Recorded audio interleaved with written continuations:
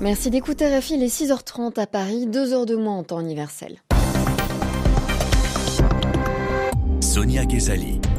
Le Conseil de sécurité de l'ONU a voté pour l'envoi d'une force de police au Burundi. La résolution portée par la France a été adoptée après de longues négociations, les États membres étant divisés sur la question. On y revient dans quelques instants avec notre correspondante Marie Bourreau. Attendue pour s'expliquer sur son rapport jugé hors sujet par les experts, la délégation burundaise ne s'est pas présentée hier au comité contre la torture à Genève. Le meeting de la majorité présidentielle en République démocratique du Congo, c'était hier. Des dizaines de milliers de personnes se sont rassemblées pour ce rendez-vous en faveur du dialogue initié par le président Joseph Kabila. Les travaux préparatoires ont été reportés. 30 juillet 2015, il y a un an, jour où notre correspondant dans le Nord Cameroun a été arrêté, accusé entre autres de complicité d'actes de terrorisme par les autorités. RFI et plusieurs ONG de défense des droits de l'homme se mobilisent et appellent à sa libération. 228 policiers sous la bannière de l'ONU, des agents dont le déploiement est prévu de façon progressive au Burundi. Cette résolution portée par la France a été votée à la majorité à New York. Cela ne signifie pas pour autant que l'envoi des agents onusiens sur le sol burundais sera simple. La communauté internationale craint un génocide dans le pays, mais les négociations ont été longues et les États membres sont largement divisés sur l'envoi de cette force policière. Marie Bourreau. Sur le papier, c'est une petite victoire diplomatique pour la France qui obtient 11 votes favorables au déploiement de cette force de police pour un an et sur l'ensemble du territoire burundais. Ce n'était pas gagné, il aura fallu des semaines de négociations pour obtenir l'aval des Russes et l'assurance que les Chinois ne mettraient pas leur veto, deux pays très sensibles à la souveraineté nationale du Burundi. Ce ne sont pas les seuls, l'Égypte, l'Angola et le Venezuela se sont abstenus invoquant la nécessité d'obtenir l'accord des autorités de Bujumbura qui se sont toujours prononcées pour l'envoi au maximum de 50 policiers. On se dirige donc vers un déploiement au forceps de ces 228 policiers sur un territoire de 27 000 km². Ils doivent être les yeux et les oreilles de la communauté internationale, mettre fin à plus d'un an de violence dans le pays et créer un climat de confiance permettant la reprise d'un dialogue politique avec tous les groupes d'opposition. L'ambassadeur français à l'ONU a salué un acte fort de diplomatie préventive en se référant au génocide rwandais. Il a estimé qu'avec cette résolution, le Conseil avait tiré les leçons du passé. Marie Bourreau, New York, RFI. Elle était attendue par le Comité des Nations Unies contre la torture, mais la délégation burundaise ne s'est pas présentée hier à Genève. La veille, elle avait remis son rapport basé sur des enquêtes suite à des allégations de violation des droits de l'homme concernant les jeunesses du parti au pouvoir, les Imbonerakure, ainsi que les services de renseignement. Un rapport qualifié souvent hors sujet et qui ne répond pas aux questions, selon les experts. Le désistement des représentants du gouvernement du Burundi est une première dans l'histoire du comité onusien contre la torture. Sébastien Touzé est l'un des experts. Un minimum de préparation de la part de la délégation permettait d'envisager l'ensemble des questions qui allaient être posées, d'autant plus que les informations sur la base desquelles nous sommes fondés n'étaient pas des informations de dernière minute. Il y avait ici tous les éléments qui laissaient penser que le Burundi s'attendait de toute manière à avoir ces questions. En réalité, ils ont voulu jouer la montre. Le problème, c'est que la pratique du comité est connue. La procédure est connue par tous les États parties et si nous ne voulions pas créer de précédent, il était impératif pour nous de garder cette ligne. Les États connaissent parfaitement les règles et doivent se soumettre à l'examen du rapport dans le cadre des procédures qui ont été établies. C'est-à-dire que sans réponse apportée de manière très claire aux différentes questions que nous avons posées, cela confirme en réalité les faits qui nous ont été rapportés. Ils étaient là pour donner également leur version des faits. Et maintenant, le fait que le Burundi refuse de répondre démontre que les réponses ne sont pas forcément assumées par celui-ci, ou en tout cas ne peuvent pas être politiquement assumées par celui-ci. Sébastien Touzé, expert au Comité des Nations Unies contre la torture, il répondait à Carole Valade. RFI à Yaoundé, 105.5 FM. Et il est 5h34 à Yaoundé. Il y a un an, jour pour jour, notre correspondant et confrère dans le Nord Cameroun était arrêté. Ahmed Abba est arrêté à Maroua.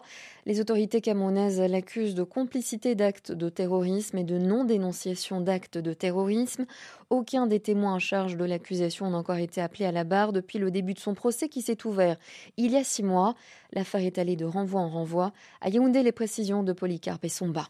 Au tribunal militaire de Yaoundé, où l'affaire est en jugement depuis février 2016, rien n'a bougé ou presque. Le dossier Ahmed Abba y est quasi au point mort. Si le journaliste et ses conseils ont bien répondu présent aux 4 précédentes audiences, à chaque fois, le procès est allé de renvoi en renvoi pour des questions de procédure. Pourtant, dès la première audience, rien ne laissait augurer de telles lourdeurs dans la conduite du procès, le tribunal ayant rejeté les exceptions à nullité qu'avaient alors présenté les avocats sur les entorses de forme constatées pendant l'instruction du dossier et les violations des droits de la défense. L'accusation n'a ainsi toujours pas pu produire en quelles circonstances et à quelle période Ahmed se serait rendu coupable des faits qui lui sont reprochés. Les preuves et les témoins annoncés sont aussi toujours attendus. Seule évolution notable, la composition du collège des juges. Le 8 juin dernier, lors de la dernière audience, c'est un juge civil qui a présidé le tribunal. La règle jusque-là, c'était un tribunal totalement militaire. C'est ce juge civil qui a du reste pris la décision concertée avec l'accusation et la défense de fixer une date pour une audience spéciale au cours de laquelle devra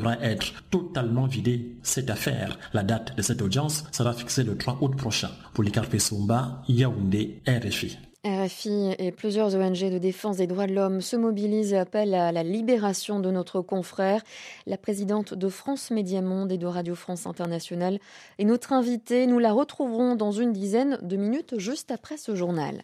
Direction la République démocratique du Congo et Kinshasa où s'est tenu hier le meeting de la majorité présidentielle pour soutenir le dialogue et son instigateur, le chef de l'État Joseph Kabila.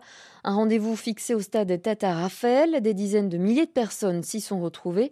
Les tribunes étaient bondées, l'ambiance festive. Et pour le décor, c'était drapeaux, banderoles, danseurs, musiciens, comédiens, écrans géants numériques. Point d'orgue de ce meeting politique, le discours du secrétaire général de la majorité, le président de l'Assemblée nationale, Aubin Minakou, que notre correspondante a rencontré juste après son allocution. Bon, je suis très satisfait parce que le stade était archi-comble. J'ai lancé un message de paix pour le dialogue, pour les élections et pour l'enrôlement des nouveaux majeurs. Nous avons noté aussi plusieurs questions qui nous ont été posées, notamment celles qui concernent le dollar, la maîtrise du cadre macroéconomique. Nous n'allons pas lâcher. Nous allons continuer à nous battre pour maîtriser les dollars. Mais aujourd'hui, chacun doit savoir qu'il doit s'enrôler, surtout pour les jeunes. Chacun doit savoir que le dialogue, c'est pour les élections. Joseph Kabila Kabange a convoqué les dialogues à cette soirée-là. Et tout ce que Kabila posera comme acte, ça sera en conformité avec la Constitution. Aubin Minakou, l'opposition, elle, dénonce la rupture de la continuité des services publics et l'obligation faite aux fonctionnaires de participer à ce meeting. Des députés qui menacent de demander une commission d'enquête. L'un de ces parlementaires est Christophe Lutundula, vice-président du parti G7. Il est chargé des questions institutionnelles. Hier, il a pu observer l'affluence au meeting de la majorité présidentielle. Il émet ses réserves quant à la spontanéité de ce rassemblement, tout en lui reconnaissant une certaine utilité.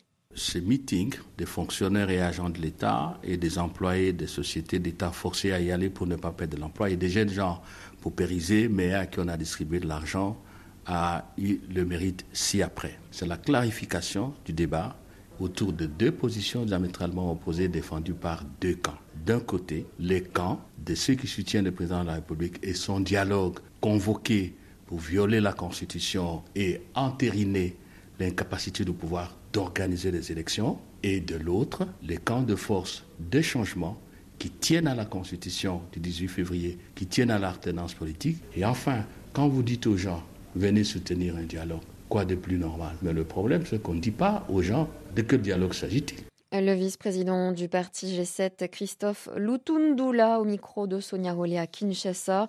Quant aux travaux du comité préparatoire du dialogue qui devait commencer aujourd'hui, ils ont été reportés.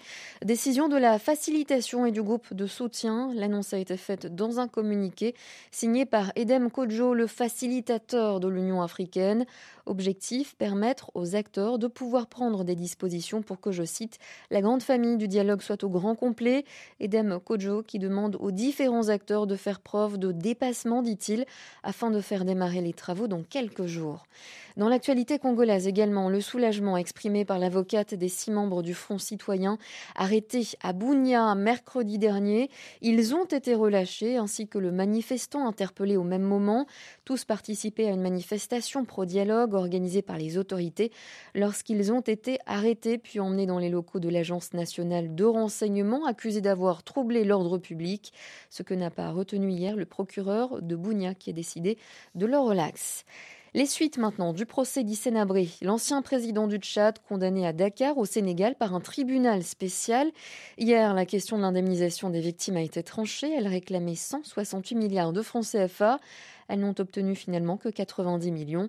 Les chambres africaines extraordinaires ont décidé d'indemniser les victimes directes et indirectes.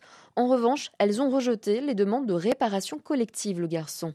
En mai dernier, elles avaient réussi à faire condamner leur bourreau à la perpétuité. Ce vendredi, les 4733 victimes d'Hissène-Habré ont obtenu dédommagement.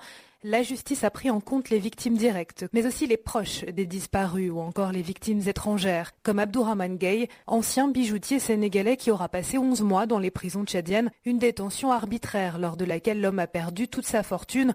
Aujourd'hui, il remercie les chambres africaines extraordinaires car sa qualité de victime est reconnue, mais les indemnisations ne répareront pas totalement le préjudice subi, explique-t-il. J'ai perdu beaucoup. Bon, d'accord, on attendait la justice, on attendait les indemnisations. Et bon, en tant qu'homme d'affaires qui a perdu tous ses biens, je crois que pour me satisfaire, ça ne sera pas facile. Mais les actes commis à l'époque ont surtout laissé des séquelles psychologiques et sociales.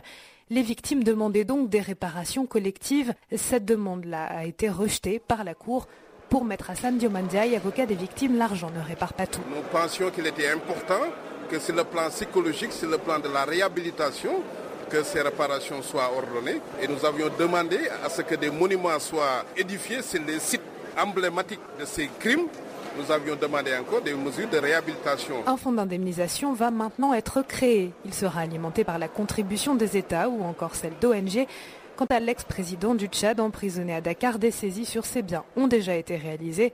À ce stade, difficile de dire si elles suffiront à indemniser ses victimes. Lou Garçon, Dakar, RFI. Bangui sous des pluies diluviennes ces derniers jours. Les conséquences sont lourdes dans la capitale centrafricaine. Plus de 600 maisons ont été détruites, 2500 personnes se retrouvent sans abri et des centaines de foyers sont privés d'électricité. Le sommet Côte d'Ivoire-Burkina Faso s'est achevé hier à Yamoussoukro, 5e sommet du traité de l'amitié et de la coopération. Les deux voisins ont signé 13 accords bilatéraux dans de nombreux domaines, l'éducation, les transports, le tourisme ou encore la surveillance des frontières. Accord conclu également pour la construction d'une autoroute Yamoussoukro-Ouagadougou ou encore pour la rénovation de la ligne de chemin de fer entre les deux pays. Il n'était question que de ces dossiers durant ce sommet. Les brouilles de l'an passé n'ont pas été évoquées, ni le mandat d'arrêt contre l'ex-président burkinabé Blaise Compaoré, réfugié à Abidjan, ni l'affaire des conversations téléphoniques attribuées à Guillaume Soro, président de l'Assemblée nationale ivoirienne pendant la tentative de putsch en septembre 2015 au Burkina Faso. C'est en tout cas ce qu'affirment les deux ministres des Affaires étrangères, le burkinabé Alpha Bari et l'ivoirien Albert Mabry Touakeuse. Non, pas du tout, on n'en a pas parlé. Comme je l'avais indiqué, nous observons une nette séparation des pouvoirs aussi bien en Côte d'Ivoire comme au Burkina. C'est une affaire qui concerne la justice. Et ce que nous notons, c'est qu'il y a eu quand même des problèmes entre les deux pays et nous avons décidé de régler diplomatiquement les conséquences nées de cette affaire. Et c'est ça qui fait qu'on se retrouve aujourd'hui. Donc on n'a pas décidé de régler l'affaire elle-même diplomatiquement. Je pense que la précision est importante. Monsieur le ministre, vous êtes sur la même longueur d'onde que votre homologue ? Oui, totalement. Nous nous félicitons de ce que la situation se soit totalement normalisée entre le Burkina et la Côte d'Ivoire. La tenue de cette session du TAC est l'indicateur le plus éloquent de ce que nous sommes ensemble. Vous avez vu ici les ambitions qu'affiche le communiqué final et les chefs d'État sont déterminés à aller de l'avant. Les chefs de la diplomatie burkinabé ivoirienne au micro de notre envoyé spécial à Yamoussoukro, Frédéric Gara.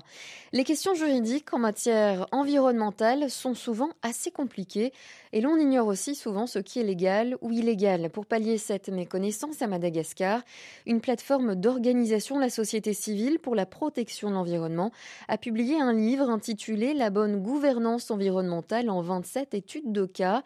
L'Alliance Voirgas a pris le parti d'aborder les questions juridiques en partant de cas concrets. Jeanne Richard. Pas de termes juridiques compliqués, pas de démarches scientifiques, mais des exemples concrets piochés dans l'actualité et un langage de tous les jours pour aborder un cadre légal qui peut sembler obscur ou austère. C'est ce qu'a voulu faire l'auteur du livre, Georg Yaster, responsable juridique à l'Alliance Voirgas. Un des cas qu'on a pris, c'était un cas pratique d'un trafiquant chinois qui était arrêté à l'aéroport d'Ivat et qui avait dans sa valise 6000 hippocampes séchés. Et ce trafiquant se défendait en disant « c'est mes objets personnels ».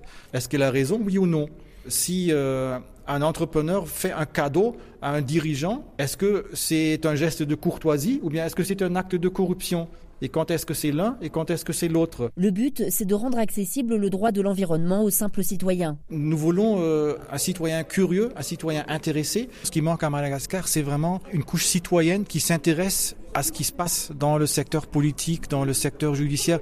Il faut que le citoyen prenne en main la gestion de son propre pays. Il faut qu'il comprenne que c'est une république, que c'est lui le souverain. Écrit en français et en malgache, le livre est destiné à la population, mais aussi aux acteurs de la justice et aux décideurs, dans l'espoir de faire avancer la lutte pour la protection de l'environnement.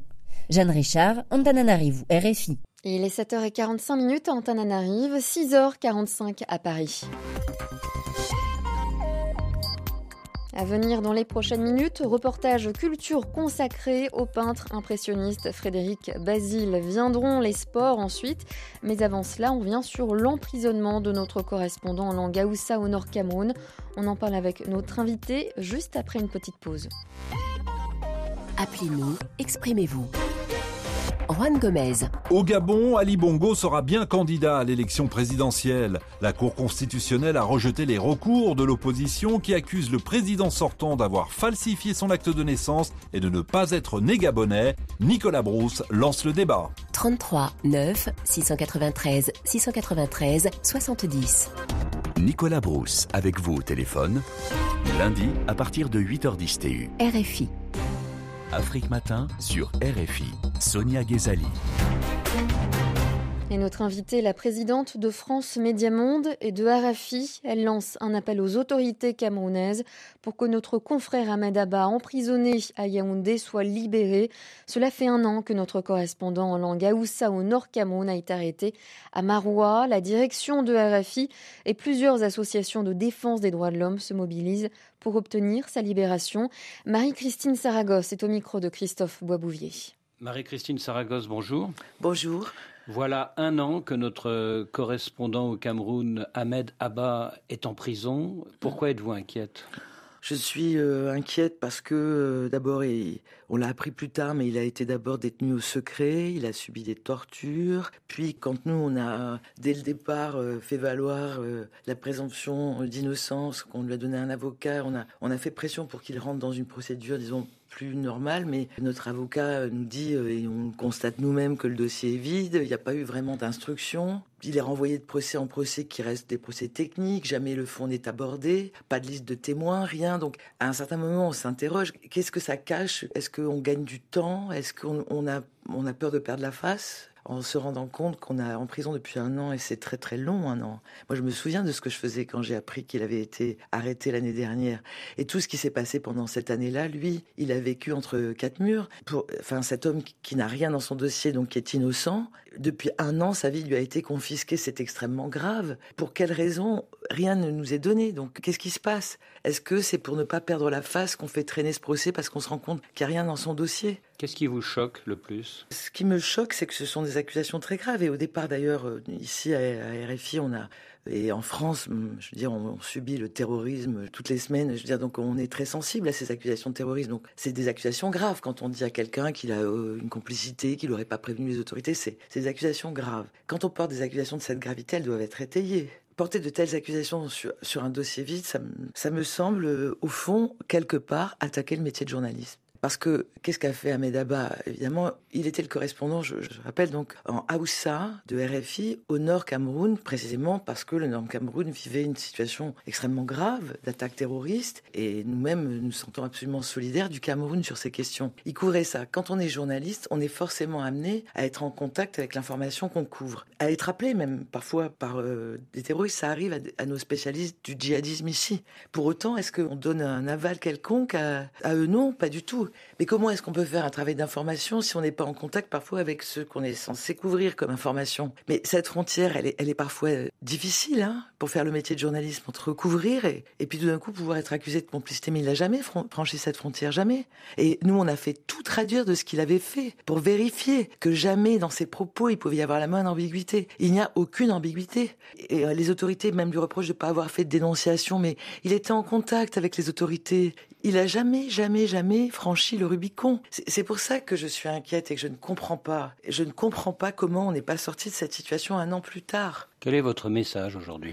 Aujourd'hui, je dis, il y a un procès le 3 août qui risque d'être encore un procès technique, puisqu'au fond, il n'y a pas eu d'instruction, il n'y a pas de liste de témoins, il n'y a pas de dossier. Je supplie les autorités camerounaises, dont je sais qu'elles mènent une lutte difficile, je sais à quel point c'est difficile. Mais justement, dans cette lutte, pour être implacable face au terrorisme, il s'agit d'être juste. Commettre une erreur judiciaire, c'est s'affaiblir face aux terroristes. Donc je supplie les autorités camerounaises, par humanisme, mais aussi par esprit de rigueur, de mettre un terme au calvaire de notre correspondant. Marie-Christine Saragosse, merci.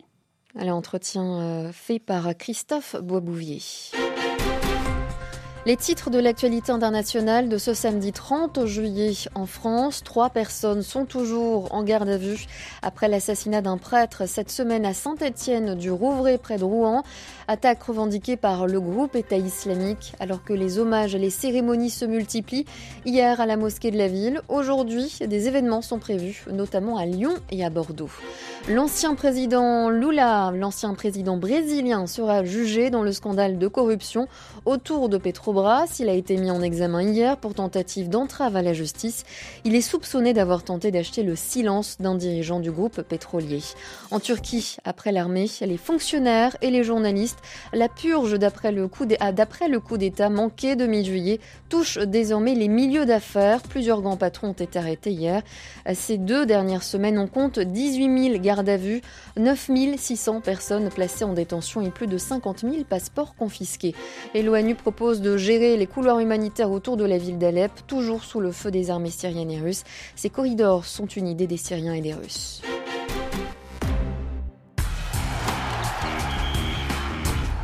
Le journal des sports, on retrouve Pierre Chaperon. Bonjour Pierre. Bonjour Sonia.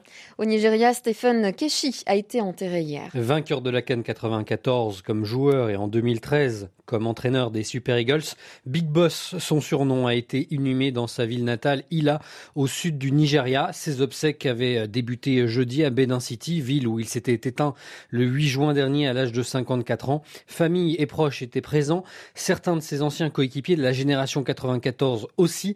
Écoutez dans cet ordre Mutiu Adepoju, Uche et Augustine Eguavoen, champion d'Afrique 94 et 8e de finaliste la même année de la Coupe du Monde aux États-Unis. Il rend un dernier hommage à l'ancien capitaine et ami.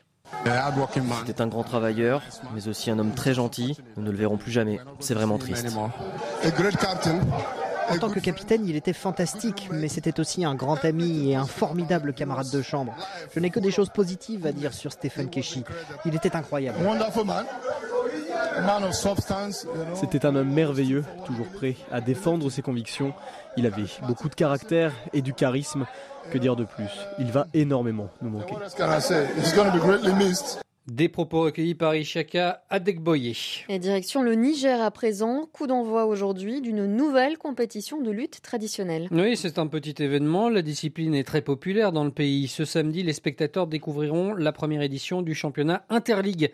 Une compétition qui oppose 8 équipes régionales jusqu'au final prévu le 28 août prochain.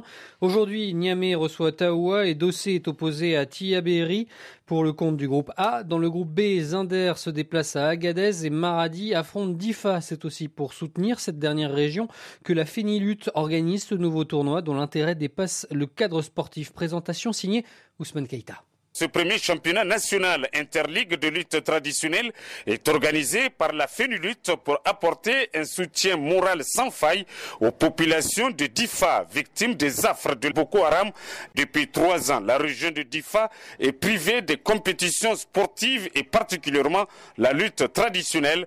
Pour ce premier championnat national, l'arène des jeux traditionnels Chetima Talba de Difa n'accueillera aucune compétition en raison 1 de la présence massive dans l'arène des réfugiés qui ont fui Boko Haram et 2 de l'état d'urgence décrété dans la ville. Les 5 lutteurs de l'équipe régionale de Difa disputeront tous leurs combats en déplacement. L'objectif visé à travers ce premier championnat national interligue, c'est d'apporter une réforme au niveau de l'équipe nationale senior qui continue de subir la loi des lutteurs sénégalais à chaque tournoi continental. Le champion national recevra la somme de 5 millions de francs CFA. Ousmane Keita, Niamey, RFI. Les Jeux Olympiques, J-6 avant la cérémonie d'ouverture, on parle d'escrime ce matin. Une discipline sur laquelle compte la Tunisie pour briller, notamment avec sa fleurettiste Inès Boubakri. À 27 ans, la licenciée de Bourg-la-Reine, dans la banlieue parisienne, participera à ses 3e Jeux. Il y a 4 ans à Londres, elle avait échoué d'une touche en quart de finale contre la future championne olympique, l'Italienne Valentina Vezzali. Cette année, elle arrive au Brésil dans la peau d'une médaillée de bronze aux Mondiaux 2014 et donc espère faire mieux qu'il y a 4 ans. Inès Boubakri. J'ai encore la rage de Londres, vu que je suis pas passée très loin en quart de finale, je perds à une touche. Donc c'est pas une revanche, mais j'ai envie de faire mieux, j'ai envie d'être médaillée. Je suis capable de le faire. J'ai beaucoup travaillé, j'ai fait des sacrifices pour arriver prête. Mais voilà, c'est des Jeux, tout peut arriver. Il y aura des surprises. Il faut être prête le jour J, être en forme et on verra bien le résultat. Mais moi, comme on dit, je vais tirer avec mes tripes. Entretien signé Christophe Diremjian, un entretien que vous pourrez retrouver dans son intégralité ce soir sur l'antenne Afrique lors de Mondial Sport à 21h10 temps universel. Le fleuret féminin individuel au JO est programmé le 10 août. Et merci Pierre Chaperon pour ce journal des sports. Restez avec nous sur RFI dans quelques instants. Le reportage culture. Il est 6h et près de 56 minutes. Il est 6h56 à Paris, 2h de moins en temps universel. On se retrouve dans quelques secondes.